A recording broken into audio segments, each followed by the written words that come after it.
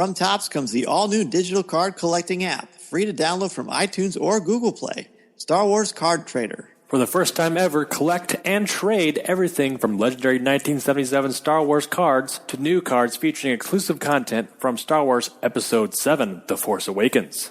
All from the comfort of your mobile devices. Star Wars Card Trader. These are the cards you're looking for. Listening to Coffee with Kenobi, you are, with Dan Z and Corey Clubb, the podcast you're looking for. This is. Yes. For an entire generation, people have experienced Star Wars the only way it's been possible, on the TV screen. But if you've only seen it this way, you haven't seen it at all. This is the podcast you're looking for. We've been waiting for you. The force is strong here, even stronger than the coffee.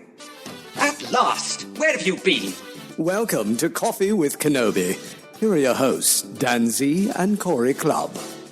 Hi, I'm Michael Kogge, author of Empire of the Wolf and co-author of Star Wars Absolutely Everything You Need to Know. And you are listening to Coffee with Kenobi with Dan Z and Corey Clubb. This is a podcast you're looking for.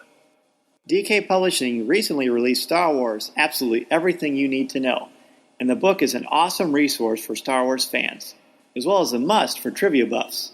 Michael is no stranger to Star Wars, as an active writer for Star Wars Insider, as well as many of the junior novelizations. We are delighted to have him on to join us for a cup of coffee. Welcome, Michael. And by the way, I have to say I am actually drinking a cup of coffee in my Star Wars Luke Skywalker Darth Vader mug, so I think it's quite appropriate. It's very appropriate. It's very appropriate. That seems like the perfect thing to have as a cup of coffee for this coffee chat. So how did you learn that you'll be working on Star Wars Absolutely Everything You Need to Know? Well, I've been writing Star Wars since, for a long, long time, as I like to say. I started writing for the Star Wars Adventure Journal for West End Games. I had been published in Star Wars Adventure Journal number 3.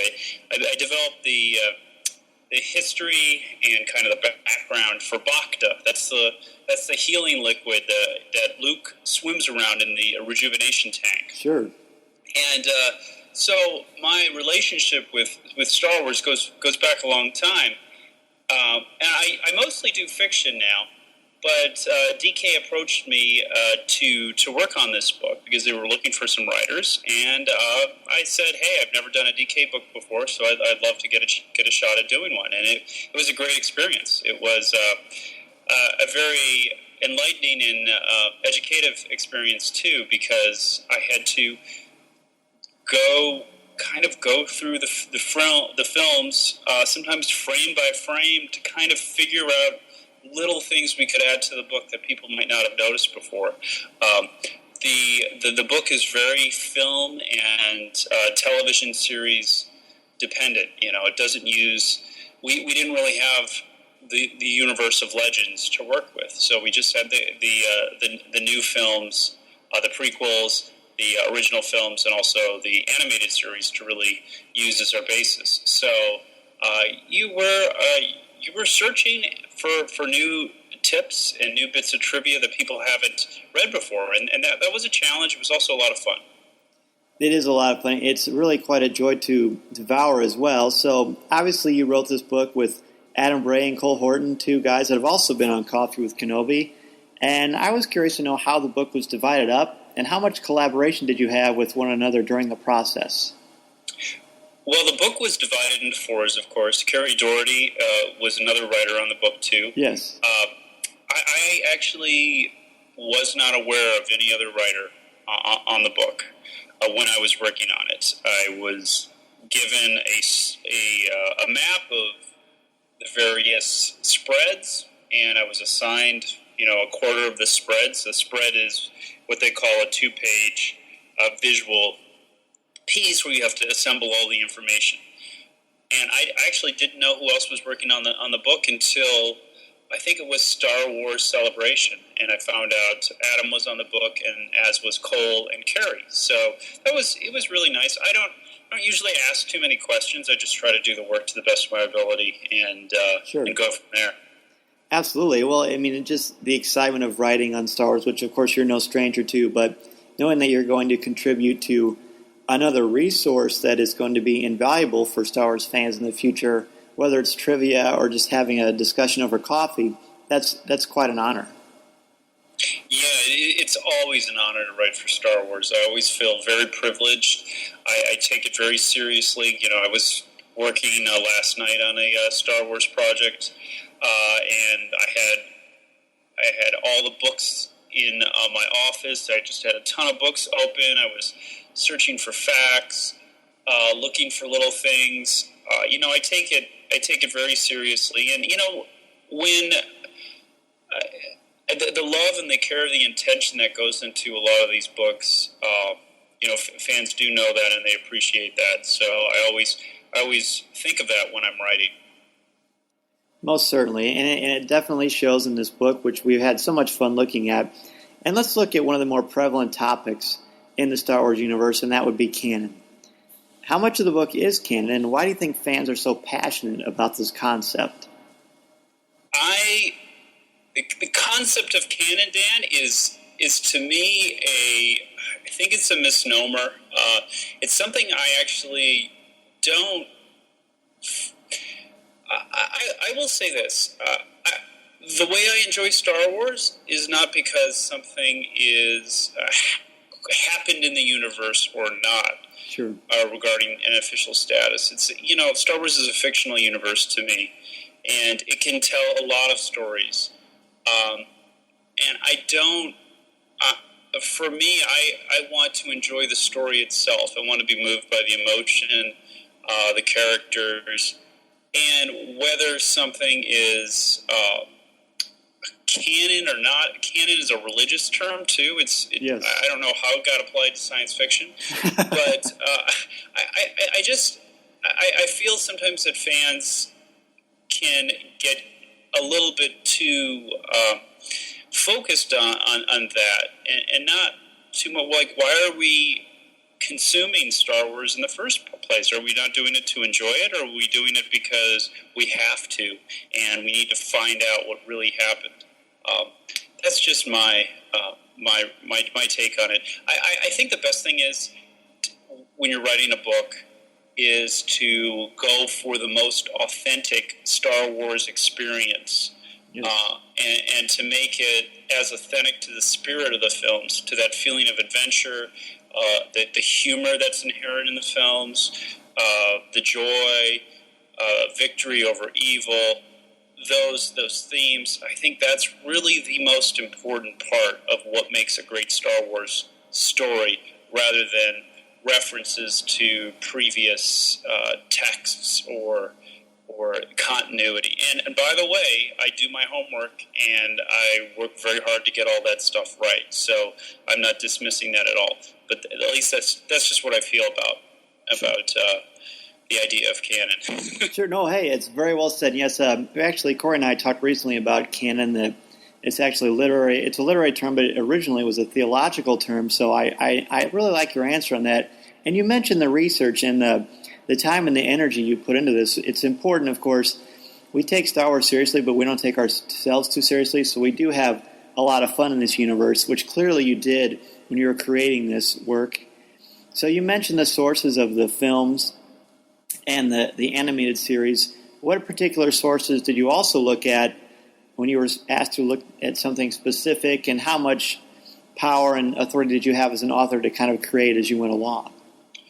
Yeah, I don't know how much I might have invented a couple of things. I had actually fun with Harris headtails. If you go to the Harris spread, yes, there's a bit on Twi'lek Leku language. The Leku are the headtails of the Twi'leks. And I got to kind of give her speech, right? And design how a Twi'lek would say things like, I love you, or go away, or you're dead. And that's pure invention, and it works fantastic in a book like Star Wars Absolutely Everything You Need to Know, because it's visual, it's short, it's sweet, and you wouldn't be able to do it in any other book. So when you're creating new material, I think it almost needs to be, you need to look at the medium And if it works in that medium and it's better in that medium than anything else, then there's your opportunity. But I didn't just, add Easter eggs or whatever just for fun. I stayed as true as I could to what had been developed in the past. Right, and it's interesting that you mentioned the Hera pitch, because that was the one that I spoke with my students about and pointed out to them. And I really liked it because it's such a visual concept, and it's a visual book. So let's look at the layout of the book. Star Wars, Absolutely Everything You Need to Know, is an excellent resource, and clearly there's information there, but the visuals are quite stunning as well. How much did you know about the format from the beginning, and how did you feel when you first saw your work in person? Well, I just actually grabbed my copy here, and I was just given, I was just told to put it all together in a document. So I didn't know what it would look like, per se. I know we had some sample spreads that were made, so I had an idea. But the graphic designers took it from there, and they did such a tremendous job with the book. I know kids these days, you can't you can't skimp on visuals. It needs to be busy, it needs to be active, and wow, DK, they really went overboard in how they laid out some of these pages. I'm so stunned, and it's a testament to graphic design, and that's half this book. Right. So the graphic designers definitely have a big role to play in how this book looks and how good it is. And when I saw the cover at Star Wars Celebration, I was like, wow, it's fantastic. It really pops. It has this almost three-dimensional sheen to it. Mm-hmm. Yoda's in the front. It's just a wonderful cover. It really catches your eye. Kind of has this ethereal hyperspace quality about it that draws you in. And in the book itself, the way it's laid out, and you mentioned the graphic design department at DK, they certainly knocked it out of the park with this one. Just the little snippets they have in the information. It almost reminds me of, and I'm not sure if any of our listeners will remember this, our older ones will, but it reminds me of the VH1 pop-up video style. Oh, yeah, absolutely. It's got a lot of great information. And you mentioned Hera. What were some of the other pages that you worked on that stood out to you that you really enjoyed writing? I'm sure you enjoyed all of it, but there had to be some that are near and dear to your heart. Yeah, what else? Sometimes it's actually hard to tell because there was like a couple of panels would be moved to another page. Let's say lightsaber combat. I think Adam and I both wrote about the 7 forms of lightsaber combat, and yes. Ours got kind of combined and added to another page. So sometimes it's hard to tell exactly what's yours and what's not. Mm-hmm. You have to go by memory, which is always a faulty thing. Tricky. But yeah, you know what I love to do? I loved Callus, Agent Callus. I write the Star Wars Rebels books, yes. the junior novels and chapter books. And Callus, if you've read those, he's kind of the villain of the series. Mm-hmm. And I really like his character, so I actually requested him. I traded with Adam, who I didn't know Adam was on the book at the time, but I traded the Inquisitor for Agent Callus because nice. I just really like this Imperial cop, this FBI agent, basically ISB agent, who's hunting down these rebels. And I did remember some things from back in the day in the West End Games Imperial source book where they developed the Imperial Security Bureau, and they kind of broke it down, and it's very technical, very bureaucratic. But I got to actually add some of the bureaucracy into his background. So if you look at the Callus spread, you might notice some things from the old West End games, like the top 6 ISB branches. And it's material like this that's not story based, that's very good. That kind of remains with Star Wars, throughout, regardless of the change in the idea of legends and also the new canon, so to say. Sure. And Callus is one of my favorites as well. It's refreshing to have an Imperial officer that's not just a caricature of the prototype of a typical sinister villain, but I think that, especially with your writing too, you add some dimension to Callus that I really appreciate and enjoy as a fan. Oh, thank you very much. Yeah, I actually end Battle to the End, which is the last book in the Rebel series. I end with I start the book in his point of view, and I ended it in his point of view. He sees Vader for the first time, and I think that was kind of a fun moment to write. An awesome experience that must be. I can't wait to devour that. So you talked about a lot of things that you have enjoyed, and I'm sure challenges are something that you enjoy as well. What are some of the bigger challenges you faced in this process? The biggest challenge, Dan, was gathering the information, and it couldn't just be facts, okay? It had to be facts with a spin on it. They needed to be exciting, shocking. They needed to kind of grab your attention. If you're a kid, you want to know what's gross. You want to know what's repulsive. You want to know what's astounding.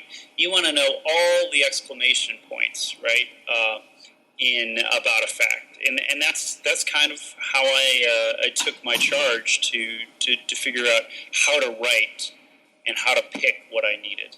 And they were always asking for things like that, the DK editors. So that was a challenge of the book. It was also a challenge to find things like the numbers.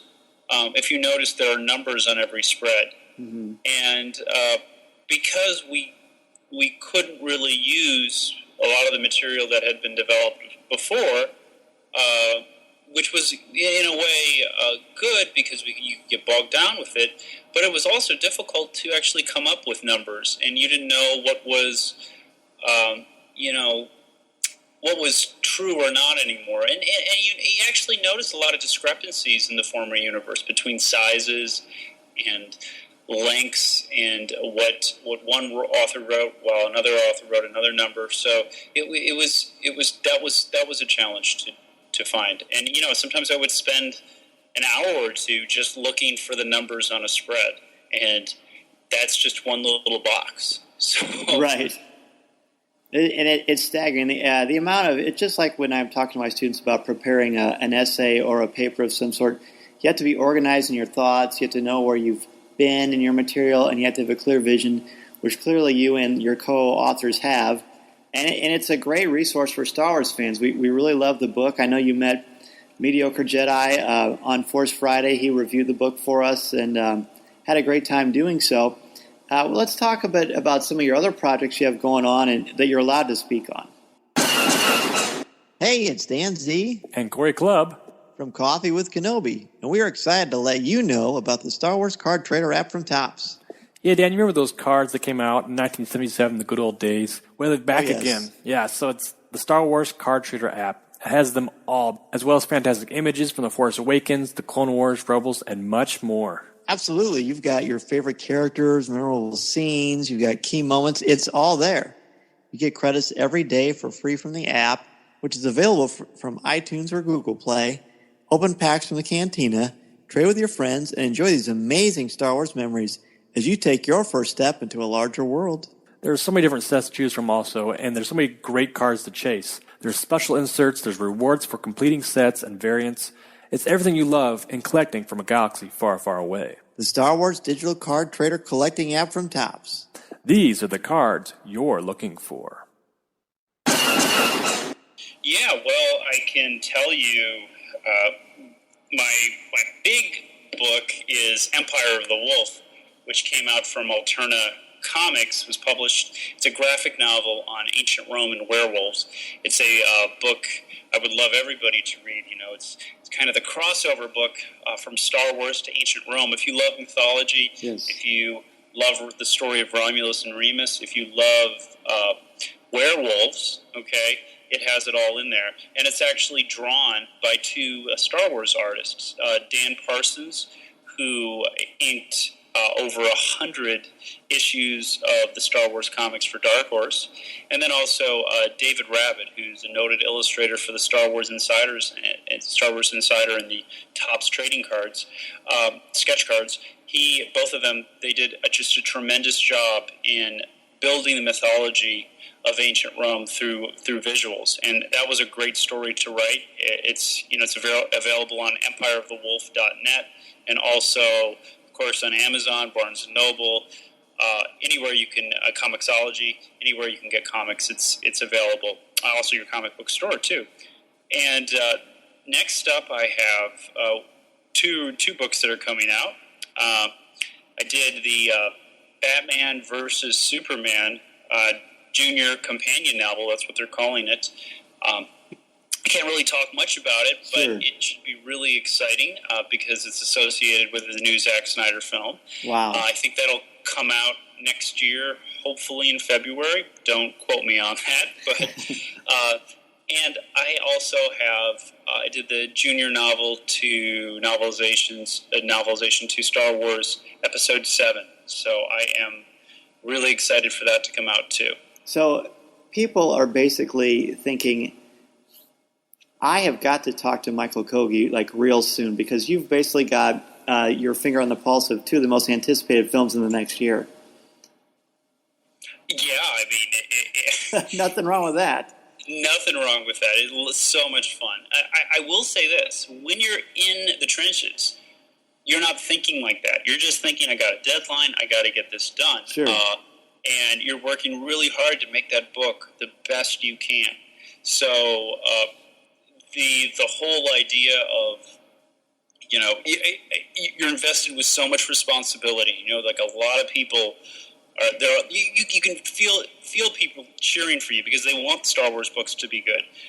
But you have that. It's quite humbling too to be so close to material that is going to influence and inspire a lot of people around the world, and you're somehow part of it. It's just really an amazing feeling.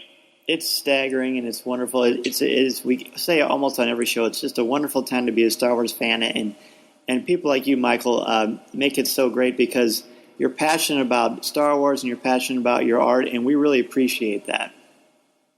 Oh, well, thank you. Thank you so much, Dan. And, I love the show, and it sounds like, what grade do you teach? I teach freshmen in high school, and I also teach seniors. Oh, fantastic. You teach English, social studies? I teach English. Right now we're focusing on British literature, and I have a composition class that I teach as well through the junior college. So, yeah, it's a lot of fun. Oh, great. That sounds fantastic. Well, tell the students to, of course, keep reading. That's the most important thing, right? And that's what the new Star Wars Reads Day is coming up this weekend is about. I'll be at the Denver Public Library. They won a contest where I was invited to go speak and read at their library for Star Wars Reads Day. So I'm very excited about that, and I'm sure kids all across the country are excited about Star Wars Reads Day. It's really important that we push reading, even if it's through Star Wars, especially if it's through Star Wars, to young boys and young girls, so that they can be inspired to read other books too, like the classics. Absolutely, yeah. We're having a huge Star Wars Reads Day event here at the high school where I teach, and Star Wars and literacy is just a beautiful combination of two things that, when you use something that students are passionate about, you get that buy-in, that engagement that is so important for students, and it's always a great thing. Yeah, it is. It is. I agree with you there, Dan. And so before we let you go, I see your coffee's getting low. There are 5 questions that we ask each of our guests here on Coffee with Kenobi to kind of find the commonalities we have as fans. And we'll start with the first one, Michael. What is your favorite Star Wars movie? My favorite Star Wars movie is probably Star Wars, but close to Empire. I like both of them. Probably Star Wars because it was the first. Absolutely. You can't have Empire without Star Wars. No, you can't. No, you can't.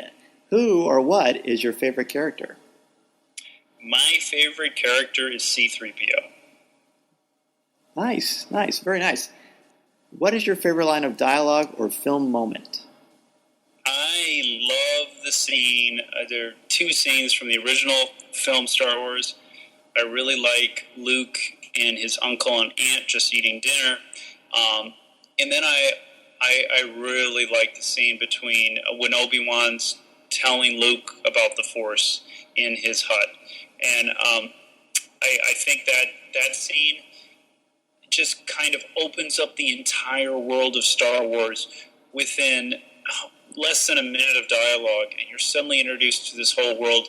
And the music that's playing, the just performance by Alec Guinness in that film, especially in that scene, he makes it all come alive, and he makes it real, and that is better than any special effect. Nice. Oh, I agree. And I was just reflecting on that scene actually with my students. We were watching Star Wars, and after we looked at King Arthur, and it's very powerful, very poignant. If you collect, what is your favorite Star Wars collectible that you own? I actually don't collect a lot because I don't have a lot of space anymore, but I like to collect Star Wars art, and I have a Ralph McQuarrie poster, or small poster picture that's signed from 1978. So that's pretty cool. Wow, that's like Steve Sansweet worthy. yeah, it's my big Star Wars, and it's of the two droids. So it's one of those there used to be this thing called the Star Wars portfolio, where Sure. they came with all these. I think 8 by not 11, but 8 by 14 or some size like that. A print of his various paintings and illustrations from the first Star Wars movie, and this one he signed. So it's very special. That's beautiful. Yeah, I know exactly the image you're talking about. So, Michael, last one. What particular messages or themes about the Star Wars saga resonate or speak to you? I love the idea of the basic triumph of good over evil. In an era where most media that people consume now and stories, it's about grittiness, it's about darkness, it's about people that are on the side of gray. What I love about Star Wars is that there is a goodness in the world, and even in the darkest moments, there's hope, right? And you can never give up. You need to be persistent, and persevere. And I think that's probably the best theme about Star Wars that I can think of. Agreed, and thank you for saying that. It's the cynicism and the dystopian stories that are popular and have their own place, to be sure. But it's refreshing that Star Wars has this idea of hope and believing in something greater than what's in front of you, and fighting for what is right and not being so negative about the world. It's one of the things that I think has always brought me back to Star Wars, and something that I pass on to my children as well. Yeah, I think it's really important to. I mean, those themes often seem they're very simple, and they seem saccharine, perhaps. Mm-hmm. But when done well, they are unbeatable, and they can be very profound too. So it's important to remember that and not dismiss them in this age of dystopian fantasy or it's true gritty, hard realism. And it is definitely true that I learn as I grow older, and the more experiences I have, both with students and with children, and I'm sure you agree, just being a man of the world as you are, that the world can be such a gray place. Sometimes there are strong moments of good and strong moments of bad, and that you can actually tell the difference between the two. I think that is something that every child hopefully will gravitate towards, because I'm getting a little didactic here, but I think there's really a lot of importance in that. Yeah, and I think when we make films or when we write books about people doing bad deeds, and then we glamorize them, I don't. You have to have the willpower and the moral compass in yourself to realize that is not, especially children, that's not how you should act. And in fact, being good and doing the right thing is often the harder thing. It's the harder thing to do. Can be the less rewarding thing immediately, but it's the most important thing to do to build a stable society and to have a good life, I think. Absolutely, absolutely. I couldn't have said it better myself. That is a great thing to leave our listeners with. So, Michael, before we let you go, how can people get in touch with you if they want to ask you a question or just say hello? Well, they can reach me at michaelkogge.com. That's MichaelKogge. That's MichaelKogge.com. Or at Michael Kogge on Twitter. Both of those are perfect arenas to follow me and figure out what's going next. And a lot of exciting things in the future, as you know. And Dan, I just want to say thank you to you and all your listeners for giving me this wonderful opportunity to talk to you guys about Star Wars and just converse as a fan. Also, this is so much fun, and thank you very much. Oh my goodness! Well, thank you, Michael. Michael Kogge, ladies and gentlemen, a wonderful author, Star Wars fan, and someone we'd definitely love to have on in the future to dissect and analyze the Star Wars saga with us. Michael, thank you again so much for being a guest on Coffee with Kenobi, and have a wonderful night. You too, Dan. Take care. From Topps comes the all-new digital card collecting app, free to download from iTunes or Google Play.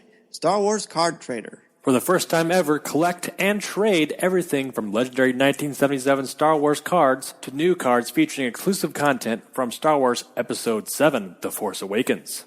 All from the comfort of your mobile devices. Star Wars Card Trader. These are the cards you're looking for. Chewie, get us out of here!